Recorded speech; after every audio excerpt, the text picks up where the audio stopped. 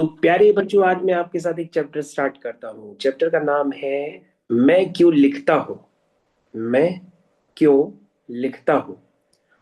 सबसे पहले बच्चों, ये चैप्टर जो है ये क्लास 10th का है, सीबीएसई बोर्ड का। तो जिन बच्चों ने अपने बोर्ड की प्रिपरेशन को ध्यान में रखते हुए अपनी पढ़ाई कर रहे हैं, तो उनके लिए कृतिका भाग 2 से ये आ गया है चैप्टर नंबर 3, जिसका नाम है मैं क्यों लिखता हूँ। ये कृतिका से ही बिलोंग करता है, कृतिका भाग 2। तो सबसे पहले बच्चों, यहाँ पर मैं देखता हूँ क्या क्या बताया गया है। मैं क्यों लिखता हूँ, मैं क्यों लिखता हूँ। यह प्रश्न बड़ा सरल जान पड़ता है, पर बड़ा कठिन भी है, क्योंकि इसका सच्चा उत्तर लेखक के आंतरिक जीवन के स्तरों से संबंध रखता है। आंतरिक जीवन मतलब उसका इंटरनल लाइफ, जो उसकी इंटरनल फैमिली लाइफ है, उसके कुछ स्तरों से, लेवल से। स्तर मतलब लेवल, आंतरिक मतलब इंटरनल, जीवन मतलब जीवन, ये तो आप जानते ही हैं। उन सबको संक्षेप में कुछ वाक्यों में बांध देना आसान तो नहीं है, न जाने संभव भी है या नहीं। इतना ही किया जा सकता है कि उनमें से कुछ का स्पर्श किया जाए, विशेष रूप से ऐसे का जिन्हें जानना दूसरों के लिए उपयोगी हो सकता है।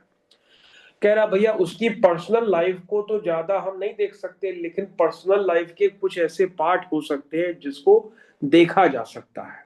चलिए, एक उत्तर तो है कि मैं इसलिए लिखता हूं कि स्वयं जानना चाहता हूं कि क्यों लिखता हूं। लिखे बिना इस प्रश्न का उत्तर नहीं मिल सकता है। वास्तव में सच्चा उत्तर यही है, लिख कर ही लेखक उस अभ्यांतर यानी कि अभ्यास व्यवस्था को पहचानता है। अभ्यास कर करके अपने मन की इच्छा को पहचानता है, जिसके कारण उसने लिखा और लिख कर ही वह उससे मुक्त हो जाता है। मैं भी उस आंतरिक व्यवस्था से मुक्ति पाने के लिए तटस्थ होकर, तटस्थ का मतलब होता है किसी के पक्ष में ना होकर के, फ्री होकर के उसे देखने और पहचान लेने के लिए लिखता हूं। मेरा विश्वास है कि सभी कृतिकार यानी सभी कला को समझने वाले, लिखने वाले, वाक्यों को लिखने वाले, काव्यों को लिखने वाले सभी कृतिकार, क्योंकि सभी लेखक कृतिकार नहीं होते। कई लोग अपने आप को कृतिकार समझते हैं, लेकिन वो होते नहीं है। उनको ऐसा लगता है कि वो बढ़िया ऋतिक रोशन की तरह डांस कर लेंगे, लेकिन वो डांसर होते नहीं है। पल भर के लिए उनको सपना आता है कि सुबह उठ के ही वो शाहरुख खान बन सकते हैं, लेकिन ऐसा होता नहीं है। पल भर के लिए ही सपना आता है कि सुबह उठ करके वो सचिन की तरह खेलेंगे, लेकिन ऐसा होता नहीं है। इसलिए सभी कृतिकार कृतिकार जो होते हैं वो सोचते हैं, लेकिन वो होते नहीं है। यह ठीक है कि कुछ ख्याति मिल जाने के बाद, कुछ यानी ख्याति मतलब पॉपुलैरिटी, प्रसिद्धि को मिल जाने के बाद, कुछ बाहर की व्यवस्था से भी लिखा जाता है। संपादकों के आग्रह से, प्रकाशकों के तकाजे से, आर्थिक आवश्यकताओं से लिखा जा सकता है। आर्थिक आवश्यकता मतलब धन से संबंधित। यदि आपको माल चाहिए, धन चाहिए, करोड़पति बनना है, अरबपति बनना है, धन की आवश्यकता है, तो आपको लिखना तो पड़ेगा ही। लेकिन क्या लिखना पड़ेगा? उन बातों को लिखना पड़ेगा जो अर्थ से संबंधित हो, जिनका संबंध सीधा आपकी जेब में आता हो, आपके माल आता हो। आपके पास माल आता हो मतलब पैसा आता हो। पर एक तो कृतिकार हमेशा अपने सम्मुख ईमानदारी से यह वेद बनाए रखता है कि कौन सी कृति भीतरी प्रेरणा का फल है, कौन सा लेखन बाहरी दबाव का। दूसरा यह भी होता है कि बाहर का दबाव वास्तव में दबाव नहीं रहता, वह मानो भीतरी उन्मेष का निमित्त बन जाता है। उन्मेष यानी कि अपने अंदर की आत्माओं का निमित्त बन जाता है।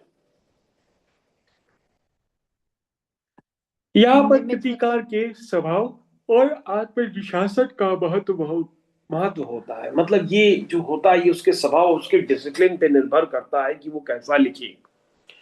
कुछ ऐसे आलसी जीव होते हैं कि बिना इस बाहरी दबाव के लिख ही नहीं पाते। इसी के सहारे उनके भीतर की विवशता स्पष्ट होती है। यह कुछ वैसा ही है कि जैसे प्रातः काल नींद खुल जाने पर कोई बिछौना यानी कि कोई बिछौना पर तब तक पड़ा रहे जब तक घड़ी का अलार्म न बज जाए। यानी वो तब तक सोता रहेगा जब तक घड़ी का अलार्म न बज जाए। इस प्रकार वास्तव में कृतिकार बाहर के दबाव के प्रति समर्पित नहीं हो पाता है, उसे केवल एक सहायक यंत्र की तरह ही काम में लाता है, जिसे भौतिक यथार्थ का, भौतिक मतलब भौतिक सुख, हर आदमी को भौतिक सुख चाहिए, वही भौतिक है। और यथार्थ का मतलब होता है वास्तविकता के साथ उसका संबंध बना रहे। मुझे इस सहारे की जरूरत नहीं पड़ती, लेकिन कभी उसमें बाधा भी नहीं होती है। उठने वाली तुलना को बनाए रखूं तो कहूं कि सवेरे उठ जाता हूं अपने आप ही, पर अलार्म भी बज जाए तो कोई हानि नहीं मानता।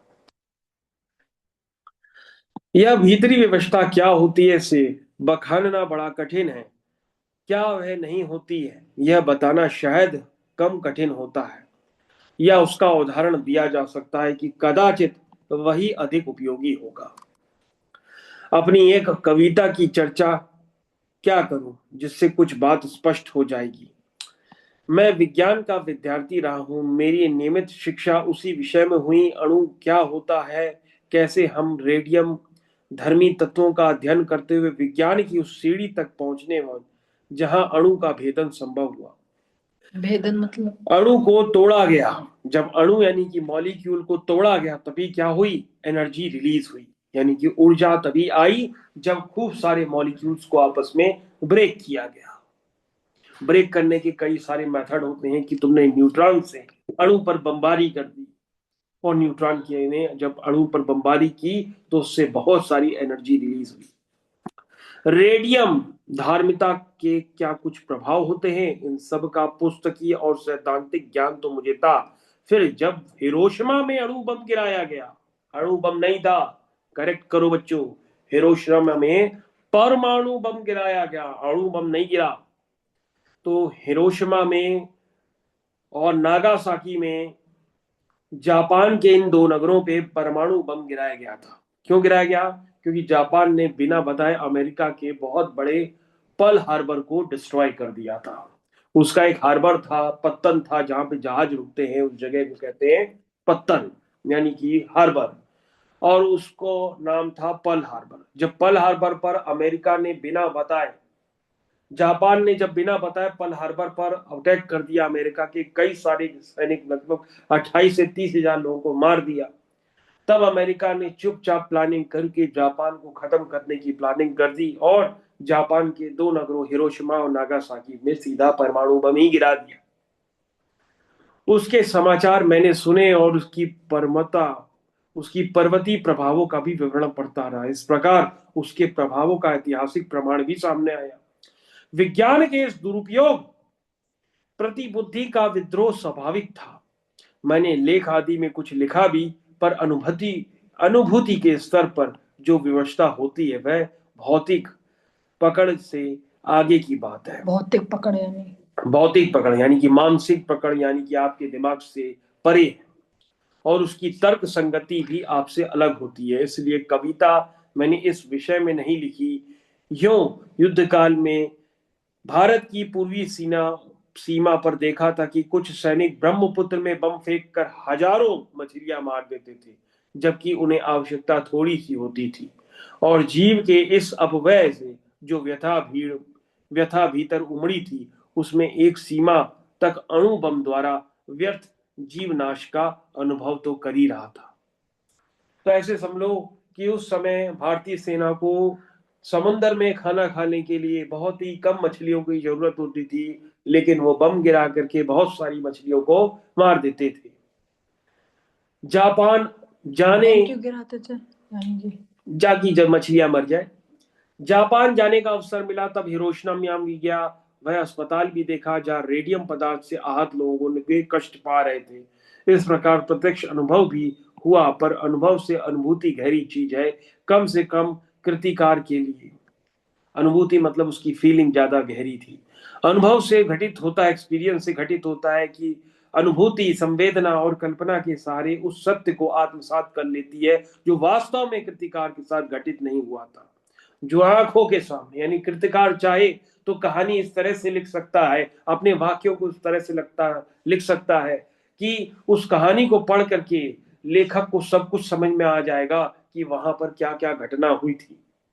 उस किसका कहानी प्रभाव का हुआ है ऐसा बहुत ही। मर्म बना देगा कि उसको पता लग जाएगा वहां पर बिना जाए कि वहां पे कितने लोग मरे हुए होंगे। जो घटित के अनुभव में नहीं आया वही आत्मा के सामने ज्वलंत प्रकाश में आ जाता है, तब वह अनुभूति प्रत्यक्ष हो जाता है। तो हिरोशिमा में सब देखकर भी तत्काल कुछ नहीं लिखा नहीं, क्योंकि उसी अनुभूति प्रत्यक्ष की कसर थी। जब तक मैंने वहां पर सारी चीजों को देखा नहीं, तब तक मेरे में फीलिंग नहीं आई, तब तक मैंने उस बात को उजागर नहीं किया जनता के सामने। फिर एक दिन बड़ी सड़क पर घूमते हुए देखा कि एक जले हुए पत्थर पर एक लंबी उछली छाया है। विस्फोट के समय कोई वहां खड़ा रहा होगा और विस्फोट से बिखरे हुए रेडियम धर्मी पत्थरों की किरणें उसमें रुद्ध हो गई होंगी, जो आसपास से आगे बढ़ गई। उन्होंने पत्थर को झुलसा दिया, जो उस व्यक्ति पर अटकी उन्होंने उसे भाप बनाकर उड़ा दिया होगा। यानी कि किरणें इतनी तेज थी कि मनुष्य पे किरणें जैसी बनी, मनुष्य भाप बनकर के उड़ गया, लेकिन पत्थरों पे पड़ी तो पत्थर बिखर गए।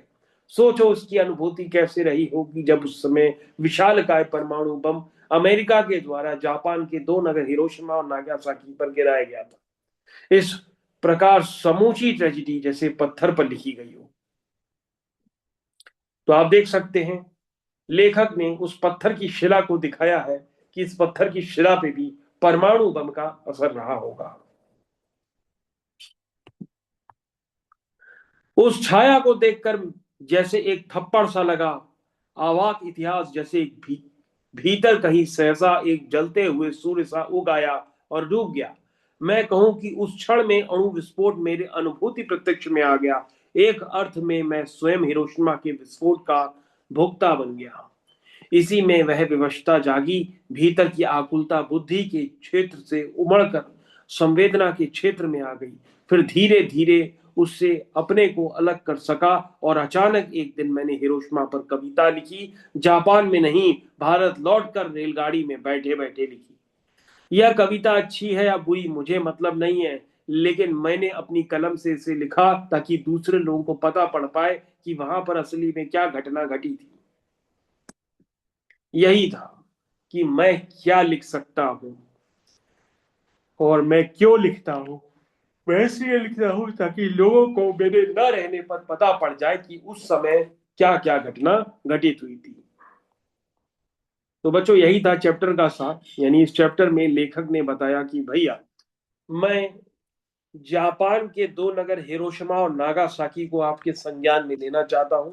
और उस संज्ञान को देने के बाद आपको पता होना चाहिए कि भैया वहां पर किरणें इतनी विशाल काय थी कि जिन मनुष्यों पे पड़ी वो मनुष्य भाप बन के उड़ गए, और जिन पत्थरों पे पड़ी वो पत्थर टुकड़े टुकड़े हो गए। तो सोचिए हिरोशिमा और नागासाकी पर क्या हाल हुआ होगा। तो कि अमेरिका के पास इसके अलावा कोई चारा नहीं था कि वो जापान को सबक कैसे सिखाए। इसीलिए अमेरिका ने जापान को सबक सिखाने के लिए उसके ऊपर परमाणु बम गिरा दिए, ताकि आगे भविष्य में कोई भी अमेरिका पर बिना बताए हमला न करे। यही इस चैप्टर का सार था।